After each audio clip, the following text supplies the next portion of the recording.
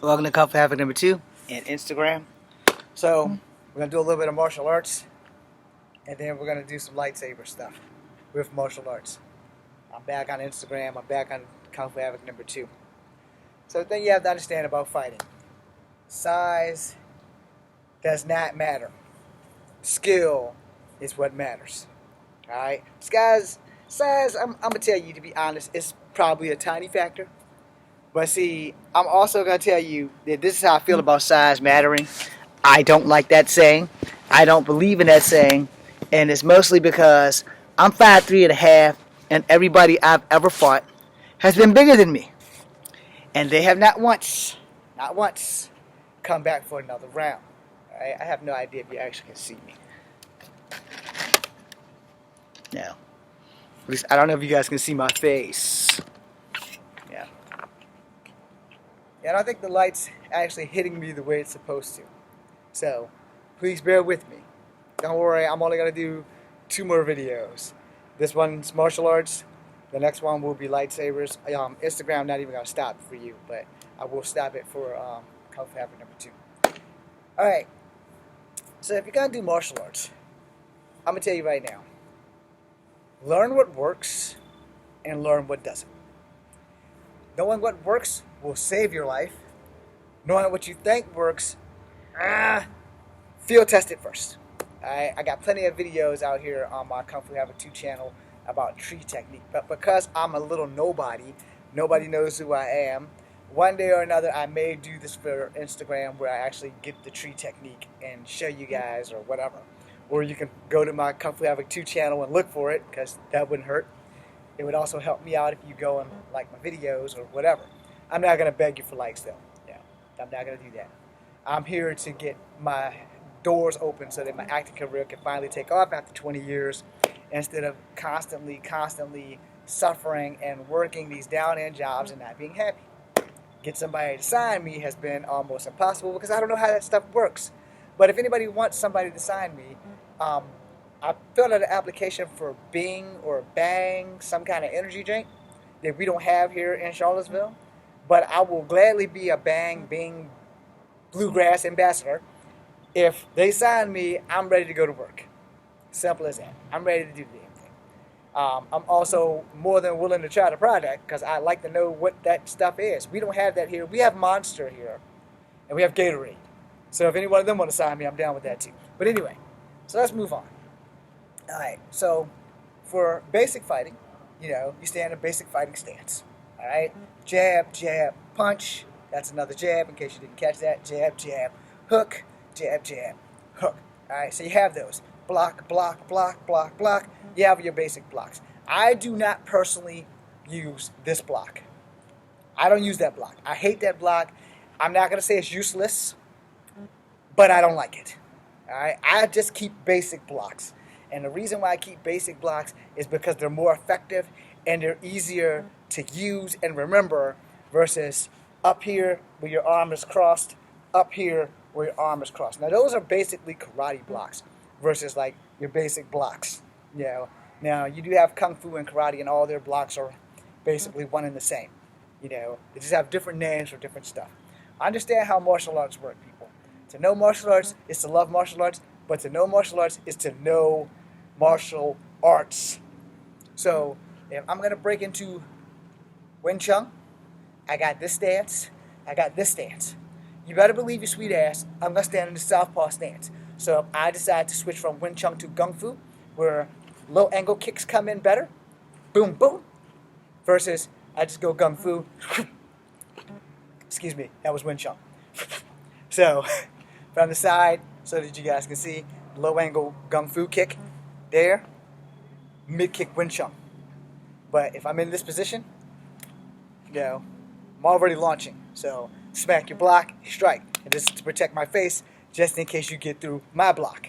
Alright, so block, boom, I'm set to go.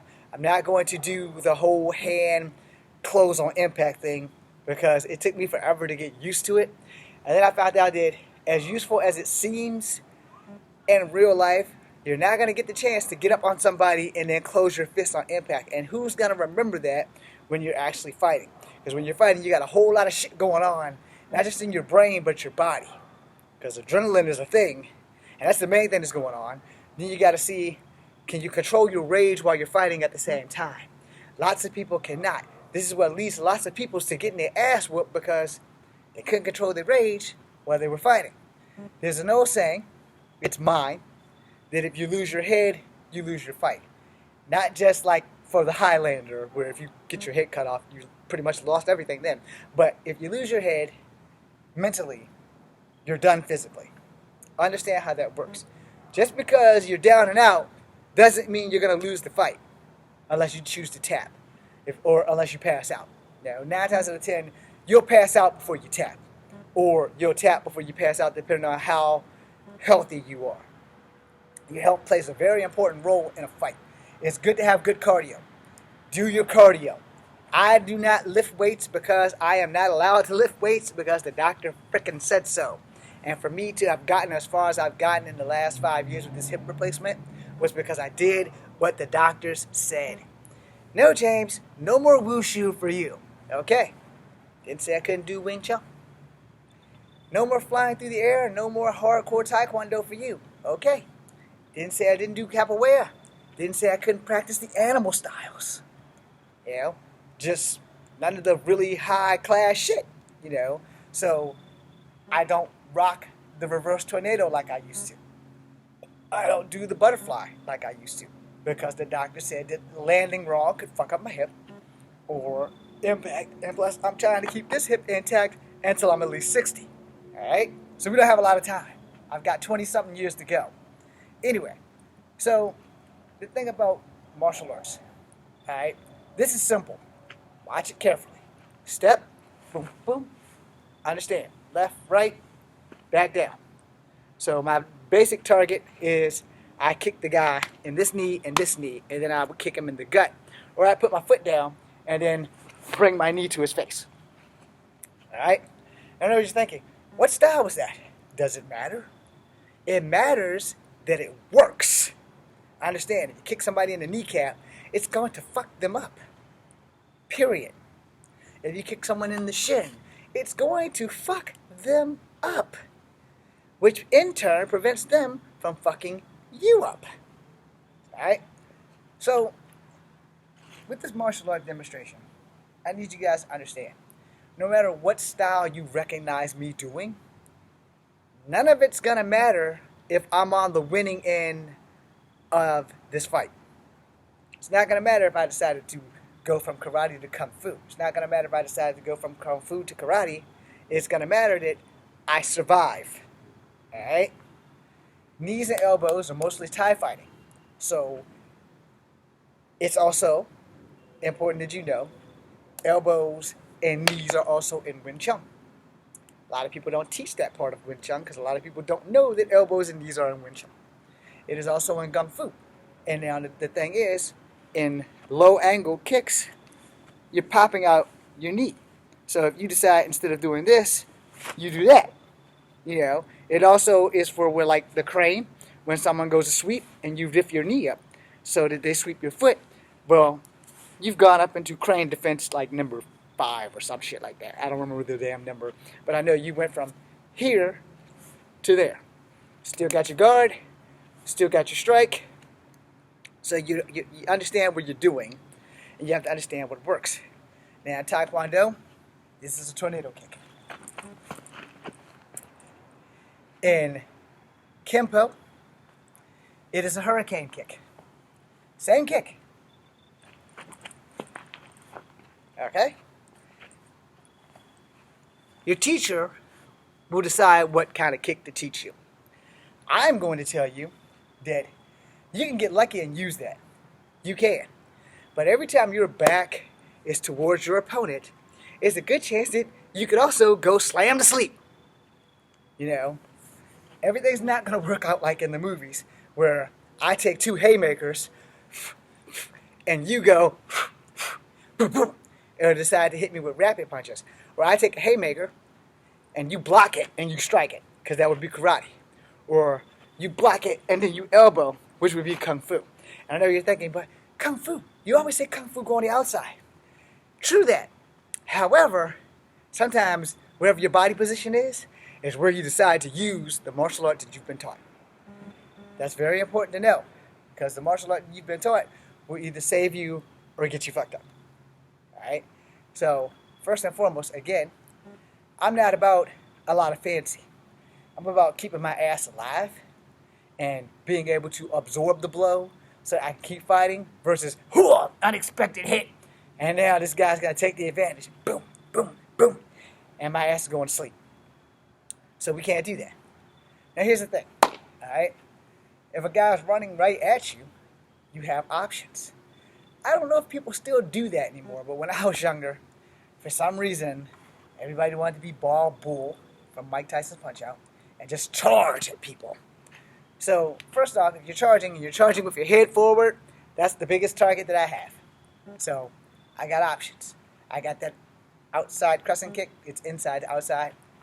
Boom. I got that, so I'm going to send you that way. If I send you that way, I'm following you with my left. Only because I'm going with power, which would make it karate. Now, if I send you that way and I catch you by the tuft of your shirt before you hit the ground and I use a knee, which would be kung fu, I'm going to catch you and bring you back around this way. When I bring you back around this way, I'm hoping that you're leveled so that the fight doesn't have to continue. But if it does, I'm going to drop down and put you in a fucking hold. No, I'm going to put you in a lock. I'm going to put this arm through here, and my arms will be under there, and I'm going to hold you down. Loomis does that hold. But it can be done from the ground. And pain and compliance works for those who do not believe in pressure points. Alright? So, here's the kicks that I don't recommend, but you can do them anyway. Guys charging at you, boom! If you miss that spinning hook kick, or that spinning back kick, or that spinning heel kick, or that spinning round kick, he's going to tackle you, leaving you with nothing but a dirt sandwich. You don't want that. And if you're in the dojo, you'll be eating a mat. No, you don't want that. You want to keep that shit simple. He's running at you, boom. He's running at you, boom. You know, you got to know what works. You really have to know what works. And every fight is different every time you fight someone. No fight is the same, even when you fight the same guy, because they've learned, they've adapted, they've adjusted. So anything that I can now throw at you, if you fought me at least once or twice, you'll know what my muscle memory or second nature is. Now for me, I've had to change up my game a lot because of my hip. I've had to get my hands more dirty. I'm more a foot guy than a hand guy, which is also very important as a martial artist to know your opponent. If you watch most of my videos, you rarely see me do any hand techniques. I have to save my hand techniques because if I'm in the street and I can't run, I need to be able to use my hand techniques. So we're going to work on grappling and hand techniques now. Now, situation is bullshit, but situations in real life always change. So I'm going to use a real life situation. There's just nobody here to demonstrate with. My nephew went away, so I can't just abuse a kid on TV. Anyway, guys throwing a left jab to your left side of your face is not where it's coming. It's coming to your right because you're facing him. He's throwing a left jab, so he's either going to check your chin or he's going to check your dome piece. So you're blocked this way for kung fu, pull, and knee. The knee is closest, makes it kung fu. The power knee makes it karate. Now, since we're going to work on not that, we're going to do hand motions. So when he throws that jab and you get on here, this is where the drill stops. Break an elbow, punch a rib. Break an elbow, punch a throat. You want to be able to stop him without fucking killing him, so punch a rib.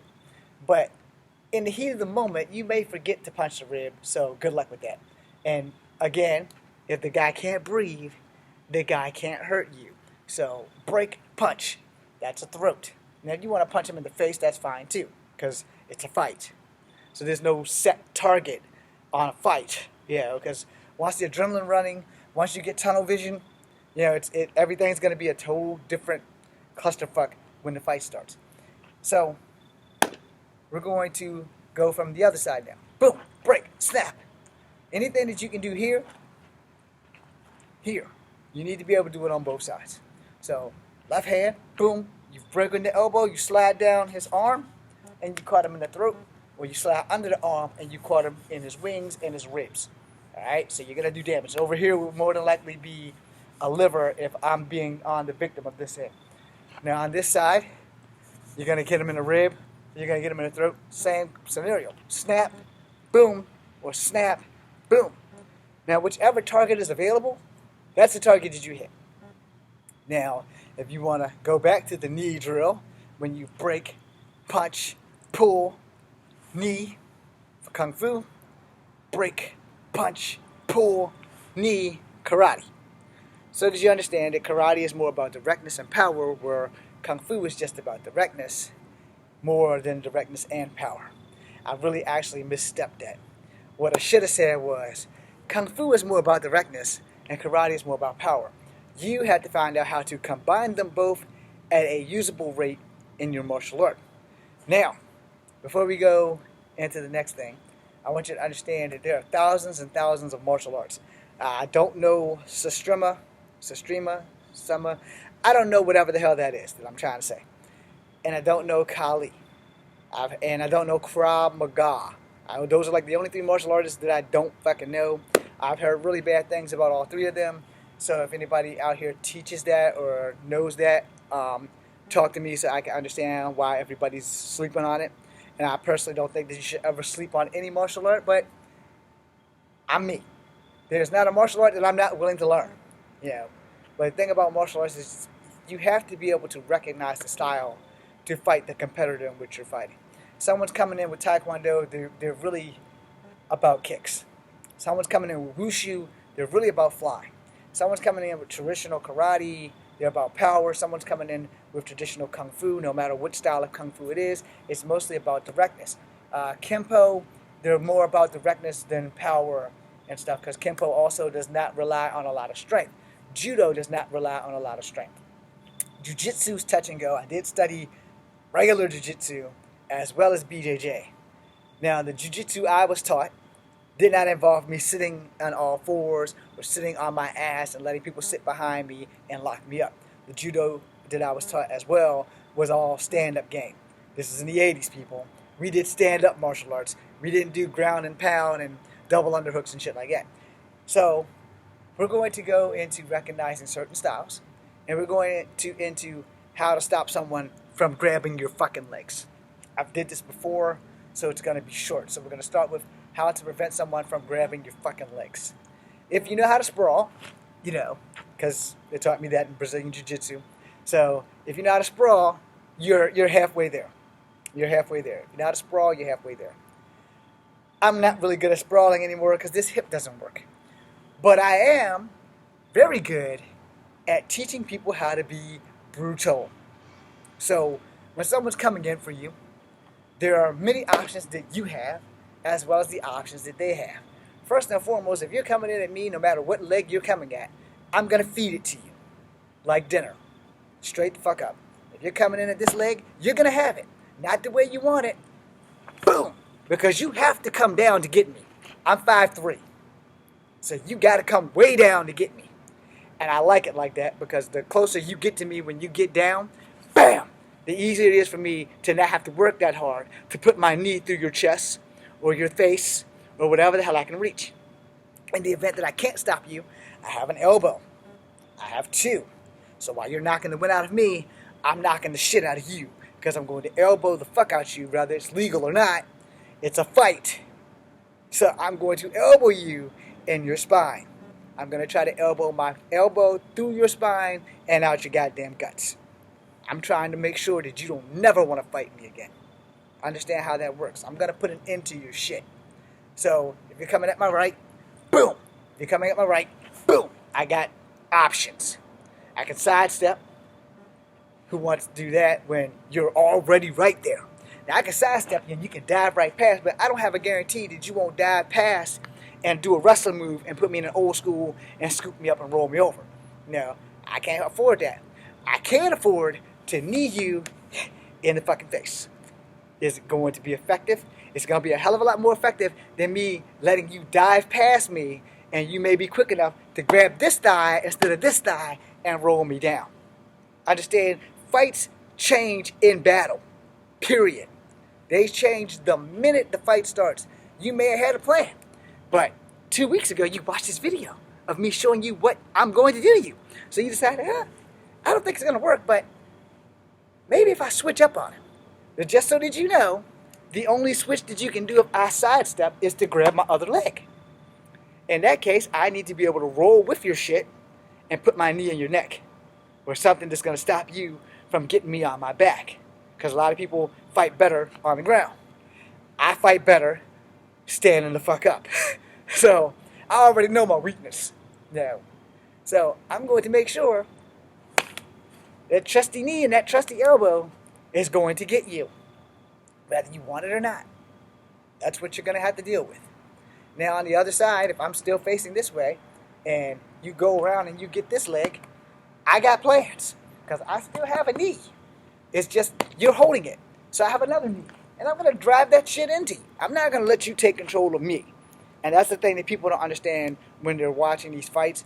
That once someone has control, they have control. So your job is to not let them have control. That's your job. When they come in for this, boom. If they come in on this side, boom. Know what you have. And a lot of coaches fail to train people about that shit. If you're going to train somebody, give them all of it. It's like, look, dude, you need to be ready for the unexpected scenario. It's the unexpected. I went for this leg and switched over to this side. You need to be ready for that shit. So if he's coming over here and I go knee and he's over here, I got another knee. And my knee needs to be ready to go. So, I need to be ready to do that. Most people, when the fight starts, this shit right here goes, flies off. You can't be doing that. All right, so I'm done with Kung Fu Havoc number 2 right now. I'm going to do lightsabers for Instagram.